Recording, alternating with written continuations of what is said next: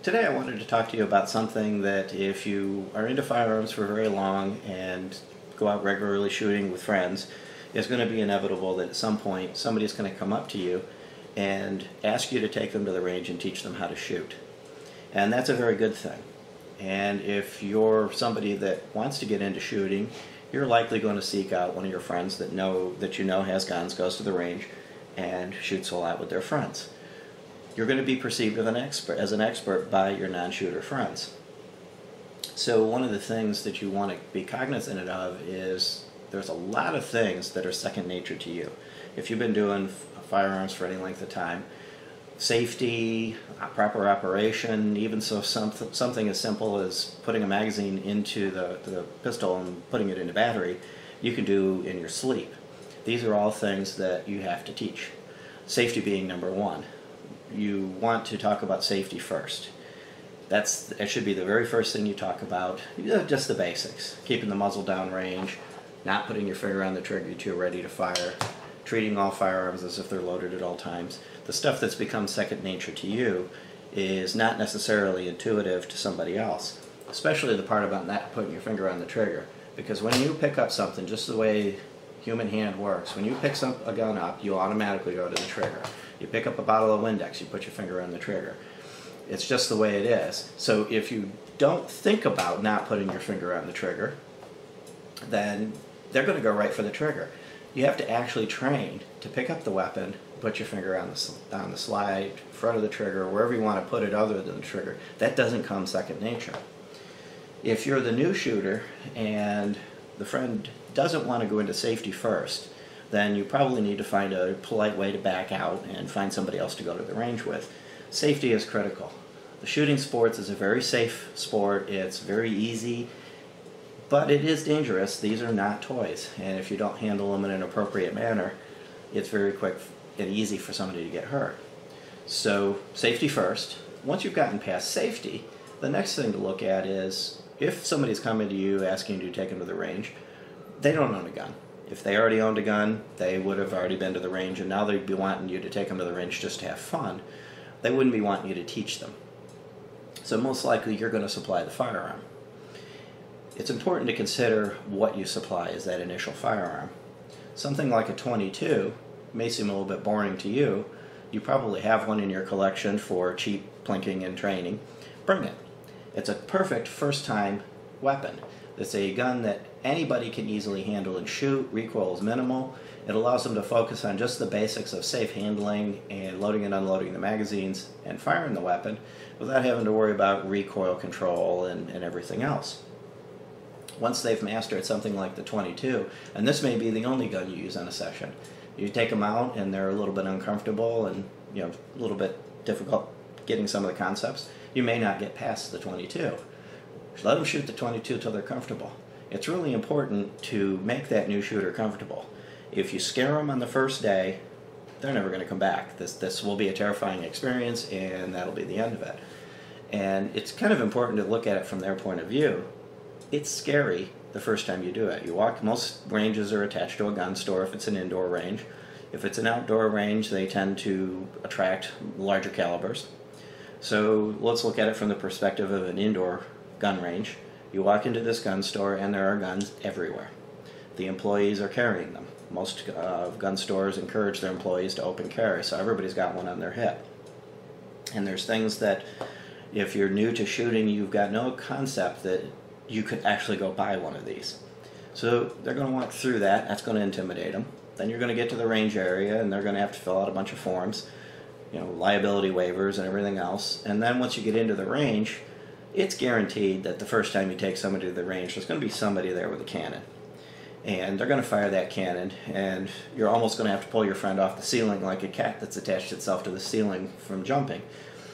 That's something you get used to. Over time, gunshots and ejected shell casings landing in your hair don't affect you at all, but initially those types of things are intimidating. First time a shell casing lands in your hair, you and I know it's just a shell casing. They don't know if they just got hit by a piece of a bullet.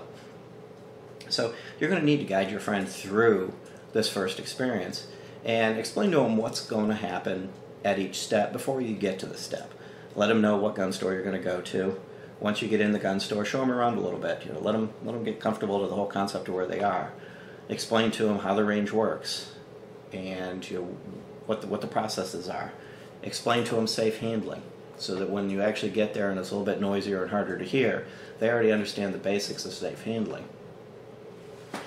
So you get them to the range, you get them all set up, you get through all the paperwork. First time, you're about ready to have a gun in the hand. There's a lot to it. There's a lot of steps to it. And as you walk them through the steps, things that, again, might be intuitive to you aren't for them. You want to take some of the steps out for them. Eventually, they need to understand how to load their own magazines. But for now, load your friend's magazine. Load the magazine up. What I do in many cases is I load a magazine with 1 round. That's the first thing they do. That way, if it does scare them or whatever, which is, again, unlikely with a .22, and they lose control of the situation, the gun's not going to fire again. It's empty at that point. Once they've fired that first round, which is usually the most difficult one for somebody to actually fire, then you can give them a fully loaded magazine. There's lots of time to teach them how to load their magazine. So to begin with, load their magazine, but don't load the weapon itself. It's unsafe, especially with a new shooter, to be handing back and forth an loaded weapon. So they're going to have to do that step themselves. So what you would want to do, though, to make their life easy is lock the slide back. So then, effectively, all they need to do is take the loaded magazine, slide it in, make sure you talk about the finger not on the trigger, and then, well, in this case, release the slide, and now they're in battery and ready to fire. Then you can talk them through the process of actually, establishing your grip. One of the things that you want to focus on is that first few rounds. The most important thing is getting them downrange safely, not whether or not they hit the bullseye. Hitting the bullseye is not important. It would be nice if they not hit the target carrier, the ceiling, or the target in the next lane. They should have the basic skills to, roughly point the weapon, use the sights, and line up on paper, but it's not important that they get on paper. It's important they do it safely and they're comfortable with it. And that when they're done shooting, they understand how to safely remove the magazine with the magazine release, however the particular weapon is set up, and insert another magazine and get back to the process. The whole time keeping the muzzle downrange and not, swinging the gun around or turning it this way when they go to try to eject the magazine. All the the basic newbie mistakes that'll be made. Get past that before you worry about getting it on target.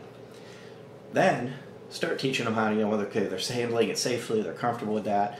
Then start looking at teaching them how to use the sights well enough to hit the paper and get it in the bullseye. Again, we're starting with this .22, which has minimal recoil, easy to handle. Once they've demonstrated enough proficiency with the .22 that you're comfortable bringing them up to the next caliber, choose a physically larger gun, like a Glock. These happen to be Glocks, a Glock 19, a Glock 17. It doesn't necessarily have to be a Glock, anything that you've got, but that little subcompact pocket pistol that you carry, if that's your only weapon, then that's what it's got to be. But if you've got something else, and chances are pretty good if you've got enough of a reputation that people are coming to you, you do, a physically larger weapon, though it may look a little intimidating just because of its size, is actually much easier for a newbie to hold. They can get a full grip on it. The weight of it will tend to mitigate recoil. There's lots of places to put your hand, and it's much easier to handle. Now, if you've got somebody, this happens to be a Glock 17, it's got a full-size grip. I can get all fingers on it and easily get a good solid grip on this. Glock 19, which kind of a almost a three-finger grip, but if somebody's got smaller hands or if the mere size of it is intimidating, something like the Glock 19 would work. Both of these are 9mm. You want to avoid the larger calibers. Taking your friend out with a .357 Magnum the first time isn't a good idea. If you've got a .357 Magnum and that's what you've got, load it with .38 Special. You want to get past the concept of pulling this trigger and having something go bang before you have to deal with recoil. There's nothing funny about somebody firing a weapon and having it come back up on them and hit them in the face. You see those YouTube videos, there is zero funny in that. If you take your friend out, you talk about safety, you show them, demonstrate them safety, walk them through the process of operating the weapon, be prepared to stand right there next to them. just it's important that if you remember, there's about a 120-degree arc in front of the person that you don't want to be in. So you want to make sure that you are behind their shoulder, but right there, you can be right up there next to them, but be behind their shoulder. In the event they lose control of the weapon, you want that to take place out in front of you, not where you're in that arc. Don't worry about trying to take them from never having picked up a gun in their life to expert marksmen on the first outing. Spend enough time with them that they can get comfortable with their surroundings, the fact that people around them are shooting, the fact that shells are ejecting from guns around them. Let them get comfortable with that. Let them get comfortable with the basic concept of handling a weapon, doing it safely, getting rounds down range, and then when they start to get tired, quit. There's always another day. Got to remember that you've been doing this for a long time. You're going to remember this stuff. When you come back the next time, you probably need to go over it again. A little refresher. And make sure that you've refreshed their memory on how to do this. If you do that, after the first couple trips, they'll have either decided that this is something that they're not interested in doing and they'll end it, or you've now brought a new shooter safely into the sport, somebody that's going to be there for the long haul, and somebody that will enjoy what they're doing, and they're going to respect you more than they ever did because of the courteous and kind guidance you gave them through the process, as opposed to being, that guy who resulted in them getting slide bit because you didn't take the time to explain to them not to put their thumb back here, or got hit in the face because you gave them that Desert Eagle with 44 Magnum. You want to be remembered as the person that helped them and guided them through it. That's it. I've done this multiple times with multiple people, and it seems to be roughly the same thing. The pattern of they're interested in doing it but not confident enough to do it themselves. They're very intimidated the first time they set foot on the range. And after going through that first day, working with a 22 and then maybe migrating up to a 9mm, they can't get enough of it. They just cannot wait to go back. After about the fourth or fifth time, now they're actually hitting the bullseye. Some even sooner than that, but focusing on safety first, they may or may not be bullseye shooters the first time out. That's all I've got for today. If you like our video, please give us a thumbs up, share, or subscribe. Thank you.